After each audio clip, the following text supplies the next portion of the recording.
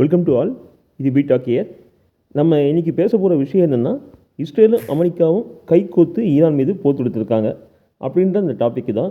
ஆக்சுவலாக இந்த வார் ஸ்டார்ட் ஆகிடுச்சுன்னு சொல்லிட்டு அமெரிக்கா அதிகாரப்பூர்வமாகவே அறிவிச்சிட்டாங்க. ஏறக்குறைய உலகத்துடைய பெரிய அண்ணன் அகெயின் வெனிசுலாவுக்கு அப்புறம் ஈரான் மீது கை வச்சிருக்காரு அப்படின்னு சொல்லலாம். இப்போ ஒரு மாதத்துக்கு முன்னாடி தான் வெனிசுலா நாட்டை டோட்டலாகவே அமெரிக்கா கையகப்படுத்திச்சு.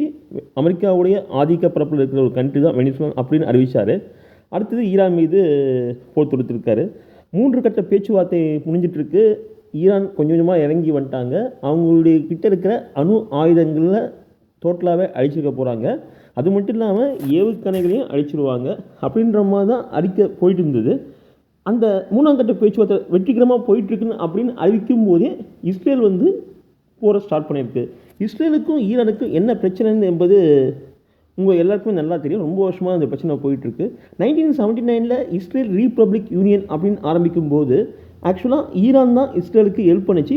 முதல்ல ஈஸ்ட் கண்ட்ரியில், அதாவது மத்திய கிழக்கு நாடுகளில் ஈரான் தான் இஸ்ரேலை ஒரு கண்ட்ரியாக ஏற்றுக்குச்சு. அணுசக்தி என்பது ஈரானுடைய உரிமை, அதை நல்ல விஷயங்களுக்காக நாங்கள் பயன்படுத்த போகிறோம் சொல்லிட்டு கண்டினியூஸாகவே அணுசக்தி ஆராய்ச்சியில் ஈரான் இறங்கி வந்திருக்காங்க.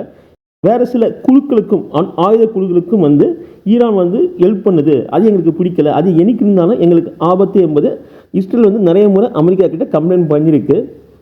இதன் காரணமாகவே இஸ்ரேலும் அமெரிக்காவும் சேர்ந்து இந்த வாரை ஸ்டார்ட் பண்ணியிருக்காங்க.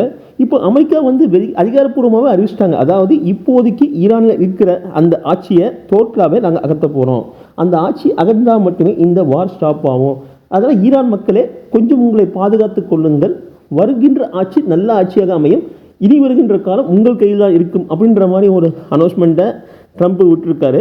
இந்த வாரில் நமக்கு என்ன பிரச்சனை, நம்ம என்ன பாதிக்கப்பட போகிறோம் அப்படின்னு யோசிக்கிறீங்களா? நம்ம சென்னையிலையோ இல்லை கொச்சின்லையோ இல்லை ராசிபுரத்துலையோ இல்லை சேலத்தில் எந்த ஊரில் இருந்தாலும் சரி, பெட்ரோல் கச்சா எண்ணெய் இல்லாமல் நம்மளால் வாழ முடியாது. இந்த கச்சா எண்ணெயை சப்ளை பண்ணுற கண்ட்ரிஸ் எல்லாமே துபாய், பஹ்ரைனு, குவைத்து, ஓமன், இது எல்லாமே பார்த்திங்கன்னா ஈரான் சுற்றி தான் இருக்குது.